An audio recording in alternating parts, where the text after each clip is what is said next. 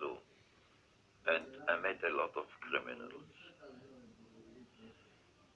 And I asked them if they would like to work in a film of mine. Certain people said, Fritz, we would like to, but we have never been photographed. We cannot afford it. And other people said yes. So I paid them and they came. And there was a very peculiar thing. During the shooting, suddenly one came and said, look, we have to leave. The police will be here in an hour. They've heard about it. And I said, do you have 15 minutes more time? He said, yes, 15, but not long. I said, no. So I shot 2 more scenes and then they left them and the police came. Nobody was there. Do you feel, looking back now, Fritz, that some of those films from your German period present a bleak view of the universe? If you look at a lot of film today, don't they do the same thing?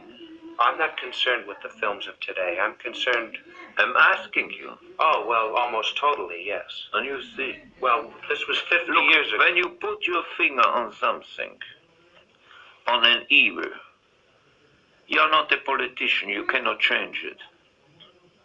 But if you put your finger on an evil, which still exists, that's it.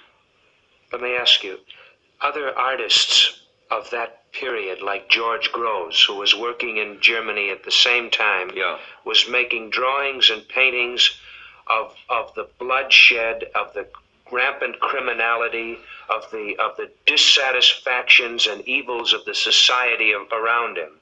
Your films of that period, and slightly later, right on up through M, for 10 or 11 years, were dealing, up to the 1933 when you left Germany, were dealing with the social ills that we now look back on and see as the dissatisfaction that led to Nazism.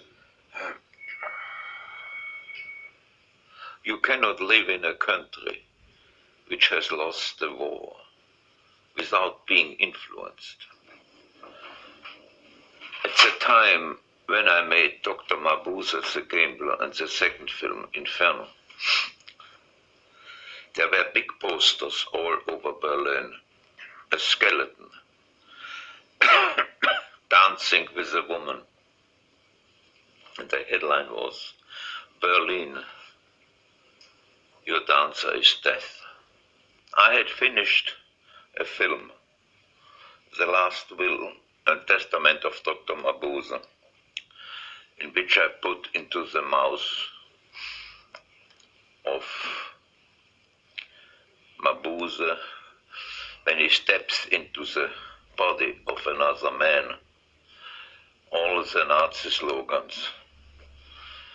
And the yellow shirts came. They didn't have the black shirts in these days, with 2 guns right and left, and said, Mr. Goebbels will confiscate this film. I was very haughty and said, if you think you can confiscate a film of Fritz Lang in Berlin, do it. All right, they did it.